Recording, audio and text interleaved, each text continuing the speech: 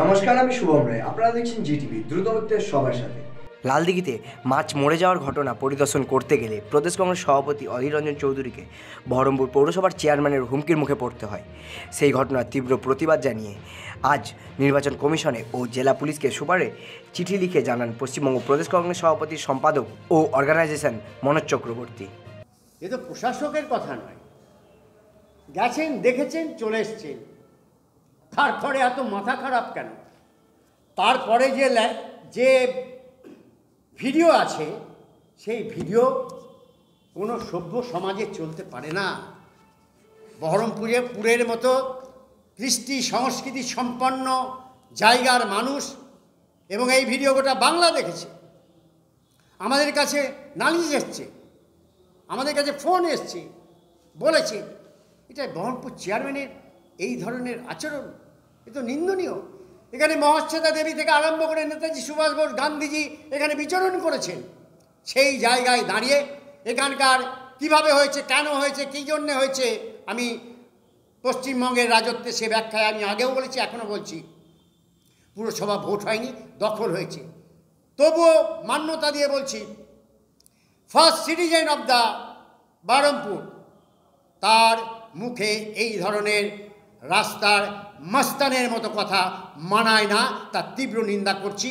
এবং একজন নাগরিক হিসেবে নিজের জীবন বিপন্ন করেও দরকার হলে নাগরিকের জন্যে আমরা অতন্দ্র প্রহরী, এবং আপনারা আগেও দেখেছেন, আবারও দেখবেন, ভবিষ্যতেও দেখবেন। আপনারা জানেন যে গত কয়েকদিন আগে ভারতবর্ষের লোকসভার বিরোধী দলনেতা, প্রদেশ কংগ্রেসের সভাপতি, প্রাক্তন রেলমন্ত্রী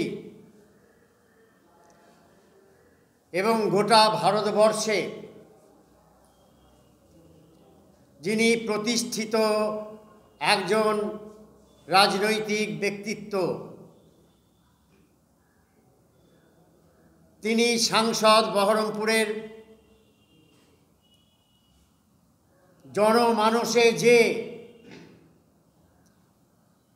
ক্ষোভ এবং তাদের আক্ষেপ এবং তাদের জীবনযাত্রা দুর্বিষহ এই লালদিঘি চত্বর এবং গোটা বহরমপুর শহরে। লালদিঘিতে শুধু বহরমপুর শহরের মানুষই যায় না, গোটা রাজ্যের মানুষ ওইটা দিয়ে যাতায়াত করে। মানুষের অভিযোগ এবং মানুষের দুরবস্থার কথা শুনে এবং তার কর্তব্য এবং দায়িত্ববোধের মধ্যে যা পড়ে, তিনি সেই মোতাবেক তিনি একজন সাংসদের প্রতিনিধি, তিনি সংসদে রিপ্রেজেন্ট করেন, তিনি রাজনীতি করে এই জায়গাতে আছেন। তিনি কোনো ভুঁইফোড় বা হঠাৎ করে গজিয়ে ওঠা ব্যক্তিত্ব নন। তিনি লালদিঘি তৈরি করেছেন। এই লালদিঘিতে শেয়াল, কুকুর রাত্রিবেলাতে মানুষ যেতে পারত না, মদের ঠেক ছিল। এই লালদিঘির রামকৃষ্ণ মিশনে মানুষ যেতে পারত না।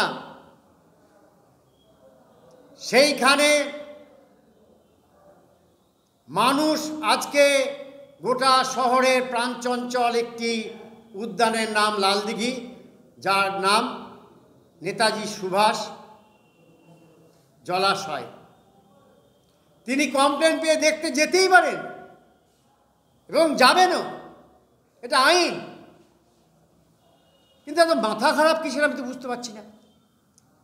এত মাথা গরমের কি আছে? একজন সাংসদ, লোকসভার বিরোধী দলনেতা, সেখানে দুর্গন্ধের মানুষ অতিষ্ঠ, তিনি নালিশ পেয়ে গিয়েছেন। এ নিয়ে গত কয়েকদিন আগে এখানকার চেয়ারম্যান যে ফিল্দি ল্যাঙ্গুয়েজে তিনি তাকে আক্রমণ করেছেন, তা শুধু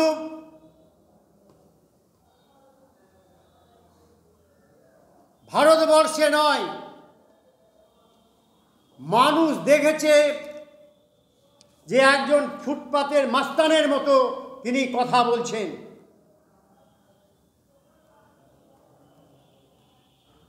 ল মেকার নাও ল ব্রেকার লাইক স্পিকিং। উনি আইনের প্রতিনিধি। কিভাবে হয়েছেন, কেন হয়েছেন, গোটা পশ্চিমবঙ্গে কিভাবে পৌরসভা লুট হয়েছে, পঞ্চায়েত লুট হয়েছে, কিভাবে জনপ্রতিনিধি বসে গেছে, এটা সবাই জানে, তার ব্যাখ্যায় যাচ্ছি না। গত 29 তারিখে আমরা চিফ ইলেকশন কমিশন, জেলা শাসক, জেলার পুলিশ কর্তা সবাইকে জানানো হয়েছে এই চিঠির মাধ্যমে যা করেছি আমি।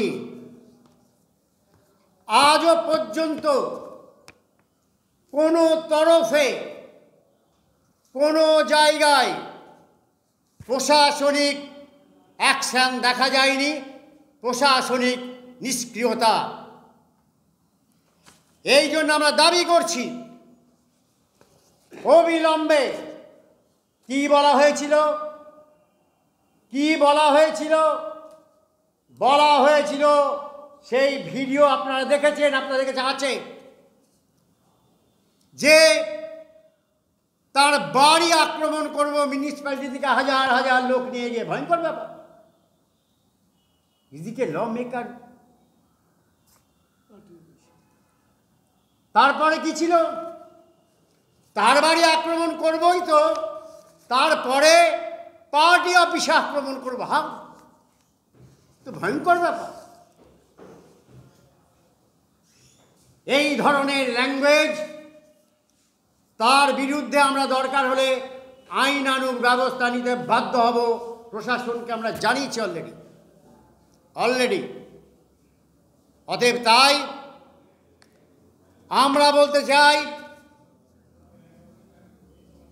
যে এই ধরনের যে ফিল্দি ল্যাঙ্গুয়েজ, অসাংবিধানিক এবং অসংসদীয় এবং পাড়ার ছেলে ছোকরার মতো বক্তব্য, পার্টি অফিস আক্রমণ করব, বাড়িতে হাজার হাজার লোক নিয়ে যাবো, ভয়ঙ্কর ব্যাপার। এ তো criminal offence, it's a offence of criminal. তো এই ধরনের বক্তব্যের জন্যে তীব্র নিন্দা করছি, ভর্ৎসনা করছি, এবং আইনানুগ ব্যবস্থা দরকার হলে নেওয়া হবে। এবং আমরা বলতে চাই যে এর প্রয়োজনে আমরা ইলেকশন কমিশনকে আবারও জানাবো। আমি আবারও বলছি, এই ভিডিওতে আমি আইনজ্ঞ নই, তো আইনজ্ঞর মধ্যেই কথা বলি আপনাদের।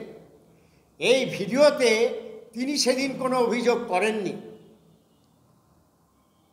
তিনি হুমকি দিয়েছেন, কিন্তু মাছ মেরেছেন, বিষ দিয়েছেন, ওদের সিসি ক্যামেরা আছে, সিসি ক্যামেরা আছে। বিষ ঢালতে গেলে তো ওনার সিসি ক্যামেরা বার করুন, সিসি ক্যামেরা ইজ দেয়ার।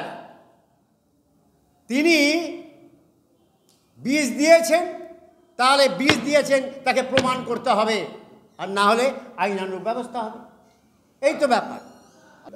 হ্যাঁ, আক্রমণ করব, দুষ্কৃতি বের করবো বলেনি, নো, দুষ্কৃতি আসে বলছে আপনারা। দুষ্কৃতি পার্টি অফিস এটা আমাদের কাছে মন্দির, মসজিদ, গির্জার মতো।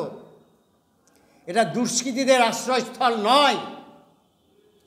আর যিনি বলছেন তিনি এই পার্টি অফিস থেকেই বড় হয়েছেন, তিনি ভালো জানেন। অতএব কে দুষ্কৃতী কে দুষ্কৃতী নয়, বহরমপুরের মানুষ, বাংলার মানুষ জানে। আমি আবারও বলছি যে তিনি বলেছেন যে উনি মাছ মেরেছেন, পিস দিয়েছেন, ভিডিওতেও বলেননি, সিসিটিভি বার করে মানুষের সামনে এক্সপোজ করুন। আপনারা এতক্ষণ দেখছিলেন জিটিভি, দ্রুত হচ্ছে সবার সাথে। জিটিভির নতুন নতুন খবরের আপডেট পেতে এক্ষুনি লগ ইন করুন www.gtvlivenews.com।